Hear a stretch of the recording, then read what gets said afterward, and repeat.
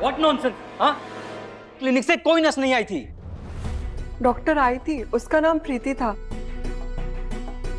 और उन्होंने फोन पे बात भी करवाया था आपसे। मुझसे बात? हाँ, कब हुई? बात हुई थी फोन पे। क्या हो रहा है ये सब?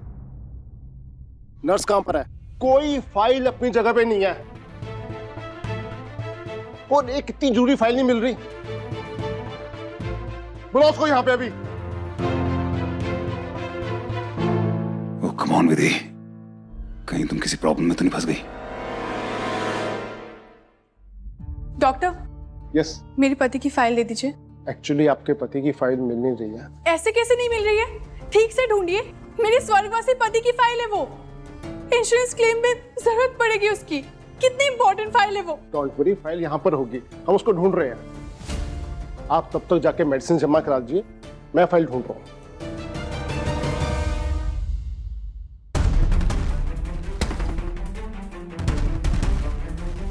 डॉक्टर, लगता है वही है।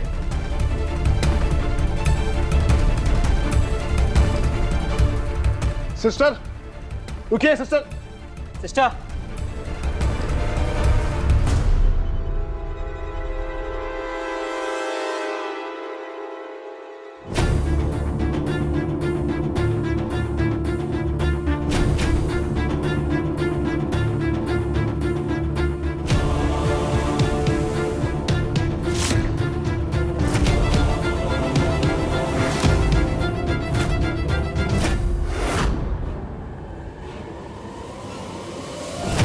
जय मां मिलापनी, जय मां मिलापनी, जय मां मिलापनी।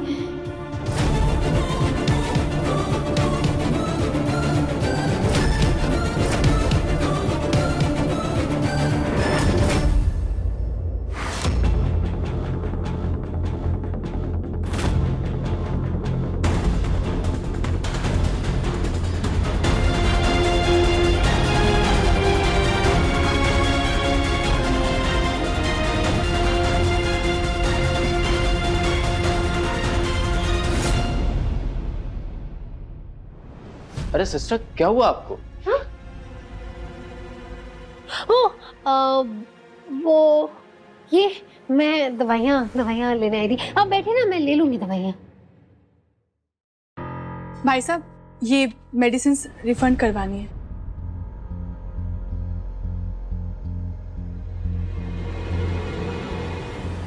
मैडम, इनमें से कुछ दवाइयाँ आपकी रिटर्नेबल है और कुछ नहीं है। मतलब ये कि इस एक दवाई के अलावा बाकी सारी दवाइयाँ आपकी रिटर्न हो जाएगी और आपको पैसे भी मिल जाएंगे। लेकिन रही बात इसकी, तो ये दवाई आपके इस प्रिस्क्रिप्शन में थी ही नहीं और ये यहाँ से परचेज भी नहीं की गई है।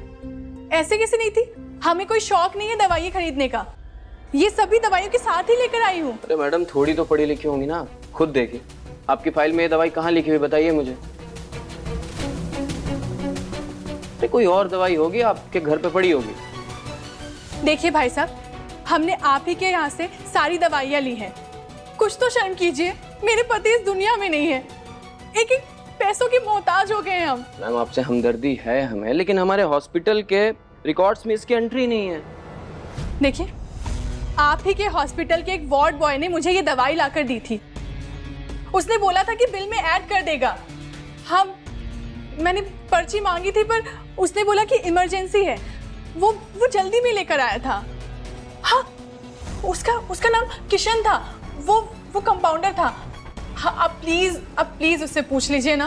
Ma'am, I am very sorry for your loss. देखिए, ये जितनी भी दवाइयाँ हैं ना आपकी, ये सारी दवाइयाँ मैं एक्सेप्ट कर रहा हूँ और आपको इसका रिफंड कर दूंगा। लेकिन ये इंजेक्शन मैं एक्सेप्ट नहीं कर सकता मैम, क्योंकि ये हमारे हॉस्पिटल से परचेज है ही नहीं। अब बिल देखिए ना अपना, ये देखिए, इस बिल में इसका नाम भी कहीं नहीं है। और मैम, आपके पेशेंट जो हैं उन्हें सल्फर की एलर्जी थी, यहाँ साफ साफ लिखा हुआ है। और ये ड्रग जो है, ये ड्रग उन्हें कोई दे ही नहीं सकता।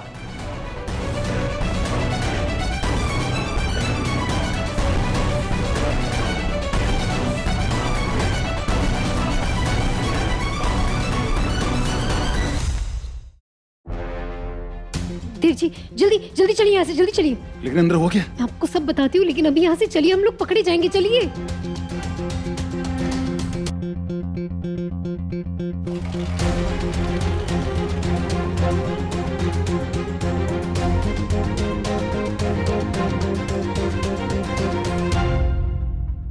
विधि तब से पूछ रहा हूं, बताओ ना हुआ क्या अंदर? देव जी ये देखिए। राकेश की फाइल। देव जी बहुत बड़ी गड़बड़ हो गई है।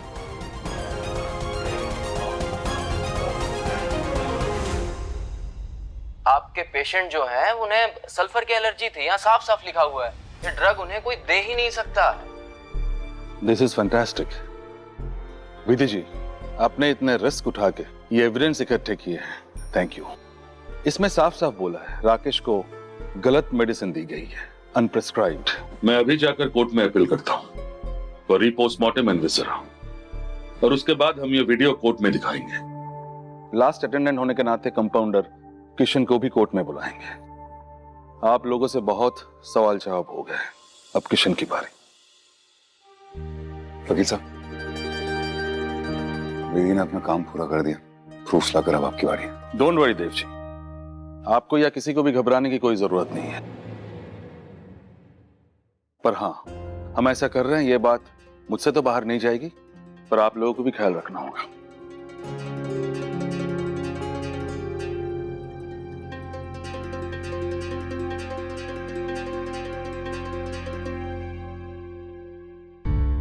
विधि ने अपनी जान पर खेलकर सारे प्रूफ्स इकट्ठा किए।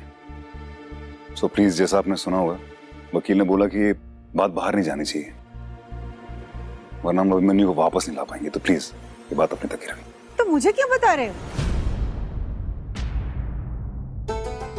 सगा भांजा है वो मेरा, मैं भला किसी को क्यों कुछ कहूंगी? मौसी, आपको थोड़ी कह रहा, सबको बोल रहा था मैं।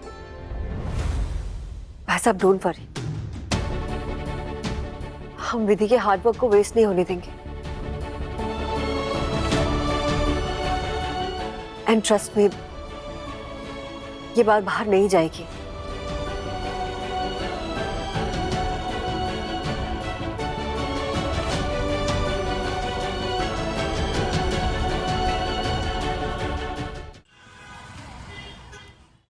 अदालत की कार्रवाई शुरू की जाए। My lord, there is a reason for this appeal. हमारे पास कुछ ऐसे नए सबूत है जो हम कोर्ट में पेश करना चाहते हैं, जिसकी रोशनी में अदालत को ठीक से समझाया जा सके और कोई अन्याय ना होने पाए। There are some points your honour जो साबित करते हैं कि एक साजिश के तहत मेरे क्लाइंट मिस्टर अभिमन्यु रायचंद को फंसाया गया है। इट्स अ कॉन्स्पिरेसी, षड्यंत्र है ये, और राकेश के मर्डर के पीछे किसी और का हाथ है। You may proceed. Yes my Lord. सबसे पहले कंपाउंडर किशन, जो अस्पताल में राकेश का लास्ट अटेंडेंट था। And point to be noted my Lord, Rakesh की मौत के बाद से वो अब तक गायब है। आई ऑब्जेक्ट मिलॉर्ड, इस बात का इस केस से कोई लेना देना नहीं। लेना देना है मिलॉर्ड, और मैं ये साबित कर दूंगा।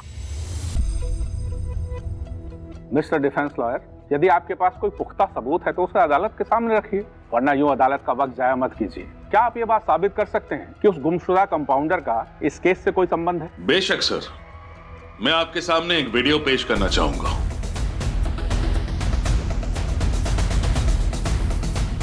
जो कि राकेश की धर्मपत्नी और उनके केमिस्ट के बीच हुई थी। एंड माय लॉर्ड, जिसे सुनकर आपके होश भी उड़ जाएंगे। माय लॉर्ड, इस रिकॉर्डिंग में केमिस्ट ने साफ साफ शब्द में कहा है कि राकेश को अनप्रिस्क्राइब्ड यानी कि गलत दवाई मेडिसिन दी गई थी।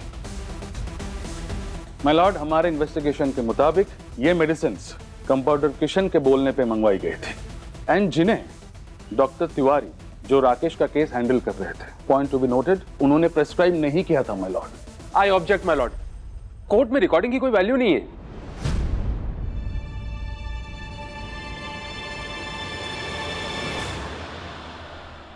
मैं समझ सकता हूं, लेकिन ये रिकॉर्डिंग राकेश की मौत के बाद कंपाउंडर किशन के गायब हो जाना ये बताता है कि इस केस में ऐसा बहुत कुछ है जो साफ नहीं है। पुलिस को और इन्वेस्टिगेशन करना जरूरी है। पुलिस राकेश की फैमिली से और सवाल जवाब करे ताकि सच सामने आ जाए। योर ऑनर, यही साबित होता है कि मेरे क्लाइंट मिस्टर अभिमन्यु रायचंद को मुजरिम साबित करने के लिए कोई पुख्ता सबूत नहीं है और केवल एक पुराने मनमुटाव को केस बनाकर इस केस को खड़ा कर दिया गया है। माय लॉर्ड, मेरी कोर्ट से यह गुजारिश है कि राकेश को इंसाफ देने के लिए मेरे क्लाइंट अभिमन्यु रायचंद के साथ नाइंसाफी ना हो। मैं कुछ सबूत पेश करना चाहता हूं। You may proceed.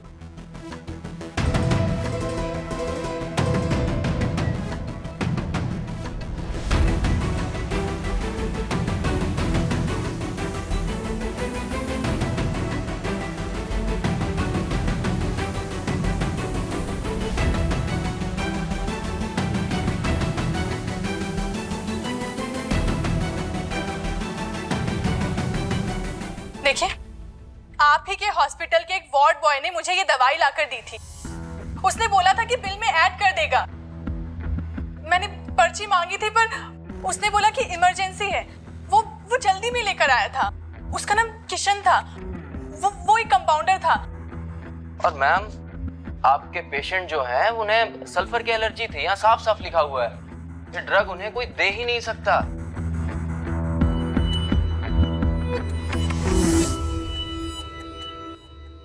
साथ ही मैं चाहूंगा माय लॉर्ड, राकेश की पोस्टमार्टम और विसेरा की रिपोर्ट्स भी पेश किया जाए, जिसमें क्लियर है राकेश को सल्फर से एलर्जी थी। पर पोस्टमार्टम में उनके ब्लड में सल्फर की हाई डोज पाई गई थी माय लॉर्ड। इंस्पेक्टर साहब,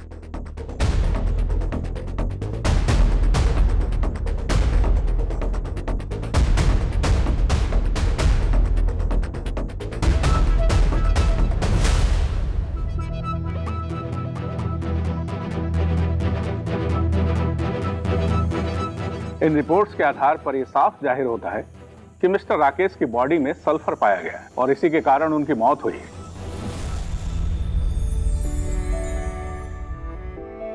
इसलिए अदालत अस्पताल के ड्रग डिपार्टमेंट के खिलाफ जांच के आदेश देती है।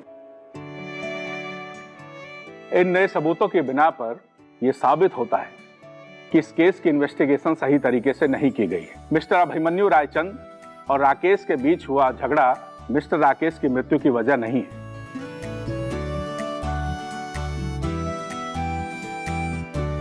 यह कोर्ट मिस्टर अभिमन्यु रायचंद को बाइज्जत बरी करती है।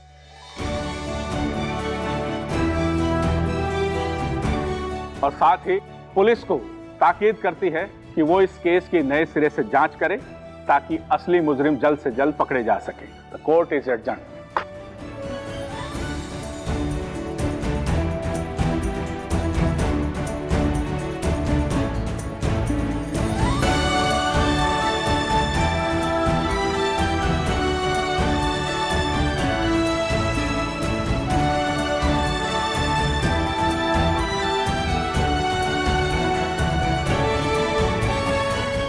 ब्रेकिंग न्यूज, पति पत्नी और वो की कहानी में आया एक नया ट्विस्ट। अभिमन्यु रायचंद और राकेश कुमार के बीच आया कोई तीसरा ही बेदी।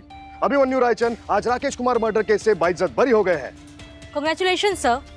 अभिमन्यु आपके सामने खड़े हैं और घर जाने वाले हैं। कैसा लग रहा है आप लोगों को? We are relieved and we are grateful. वैसे तो हमें पहले ही पता था कि अभिमन्यु बेकसूर है, लेकिन अब हम और खुश हैं क्योंकि कोर्ट ने भी ये बात मान ली। मिस्टर रायचंद, एक आखिरी सवाल, क्या लगता है आपको अभिमन्यु रायचंद को किसने फंसाया होगा? देखिए, इस सबके पीछे किसका हाथ है ये पता लगाना पुलिस का काम है और हमें उनको अपना काम करने देना चाहिए। हाँ, हमें कुछ लोगों पर शक जरूर है। हम उनका नाम पुलिस के साथ जरूर शेयर करेंगे ताकि उनकी इन्वेस्टिगेशन पूरी तरह हो। और हमें वादा करते हैं कि जब तक असली मुजरिम को सजा नहीं मिल जाती तब तक हम चैन से नहीं बैठेंगे। आप में से किसी एक ने पिछली बार मुझे पूछा था कि विधि के साथ शादी करके मेरी प्रॉब्लम शायद और बढ़ गई हैं। आपने बोला था ना शायद? जी। और मैंने उसका जवाब दिया था कि भगवान ने विधि को मेरी लाइफ में भेजा था, मेरा सपोर्ट बनने के लिए, मेरी मदद करने के लिए। और आज विधि ने वो प्रूव कर दिया। आज अगर विधि नहीं होती तो शायद हम अभिमन्यु को घर नहीं ले जा पाते।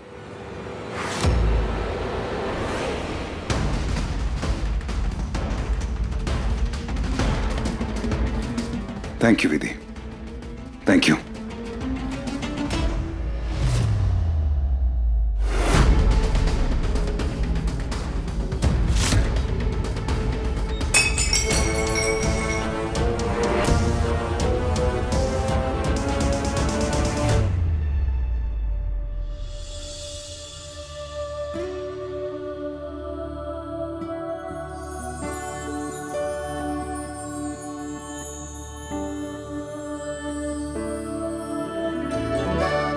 मासी जी, ये सब तिलक वगैरह क्यों? मैं कोई जंग जीत के थोड़ी आया हूँ। हमारे लिए किसी जंग से कम नहीं था बेटा। हाँ, जीजी सही कह रही है, हमारे लिए तो जंग जीत के ही आए। वेलकम होम बेटा। Thank you. अच्छा। वेलकम बैक छोटे। थैंक यू भाई, thank you.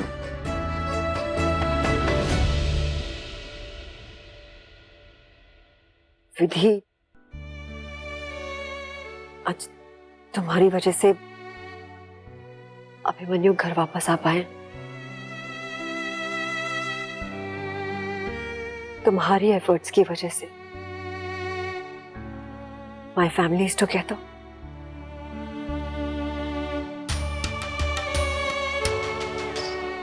All because of you.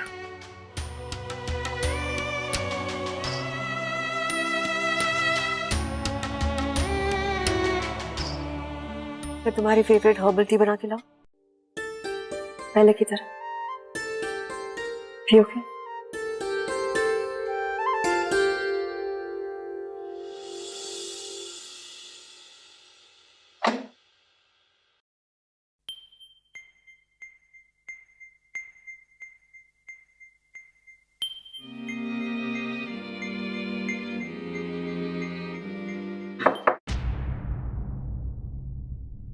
Sorry to interrupt भाई, क्या मैं भाभी से थोड़ी देर बात कर सकता हूँ? हाँ हाँ, क्यों नहीं कर सकता है, कर सकता है, ऑफ कोर्स। मैं कौन होता हूँ भाभी और देवर के बीच में आने वाला? हाँ, कर बात करो। It's okay. थैंक यू भाई। भाभी, मैं सिर्फ इतना कहना चाहता था, thank you so much for everything. Abhimanyu भैया, ये आप क्या कर रहे हैं? आप सिर्फ देव जी की नहीं, मेरी भी फैमिली है, और ये करके फिर आप मुझे शर्मिंदा कर रहे हैं। नहीं भाभी, आपके सामने तो मैं जितनी बार भी हाथ जोड़ूंगा उतना कम है। भाभी, आपने मुझे हमेशा फैमिली समझा, लेकिन मैंने क्या किया? आपको कभी सपोर्ट नहीं किया, कभी अप्रिशिएट नहीं किया मैंने। अभी मुझे आज भी वो दिन याद है जब भाई ने मेरे हाथों में कंपनी सौंपी थी ना। अभिमन्यु, आज के बाद रायचंद ग्रुप ऑफ इंडस्ट्रीज का सोल सिग्नेटरी सिर्फ तू होगा। आपने सामने से बढ़कर मुझे एनकरेज किया था, सबसे ज्यादा ट्रस्ट दिखाया था मुझ पे, और मैं हमेशा सोचता रहा कि आप मुझसे छोटी होकर मुझ पे हुक्म जता रही है। आई एम सॉरी भाभी। आज भी जब मैं घर वापस आया तो मासी ने कहा ना कि मैं जैसे कोई जंग जीत कर आया। सच बताओ ना तो असली जंग तो आप लड़ रही थी भाभी। I'm really thankful। नहीं अभिमन्यु भैया, आपको पता है परिवार में ना जब किसी एक पर मुसीबत आती है तो वो मुसीबत सिर्फ उस एक की नहीं होती, पूरे परिवार की होती है। तो मेरी ड्यूटीज निभाने के लिए मुझे थैंक यू नहीं चाहिए। भाभी, सच बताओ ना तो आप मुझसे उम्र में बहुत छोटी हैं, लेकिन समझदारी में मुझसे क्या कईयों से बहुत ज्यादा समझदार हैं आप। एक काम करिए, आप मेरे साथ चलिए। कहाँ? आई, चलिए तो। अब देखना कैसे विधि बहू हमारे सर पे चढ़ के नाचेगी। अपने देवर को बचा जो लिया है। मैडम के तो पर लग गए होंगे, उड़ रही होंगी। सब हिला हुआ है, क्या क्या संभालू मैं। मासी,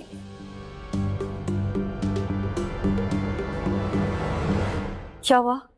इज एवरीथिंग ओके? क्या बात है भाई, ऐसा क्या हो गया? फोन पे बुला रहा है मैसेज करके? ताकि आप सबको अर्जेंसी का पता चले और आप सब जल्द से जल्द यहाँ पहुंच जाए। अब बता भी दे क्या हुआ। भाभी, आई आई आई माँ।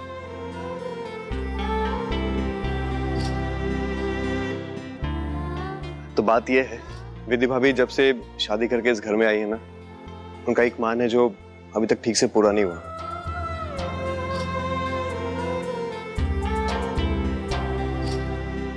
वो है हमारी भाभी का मान।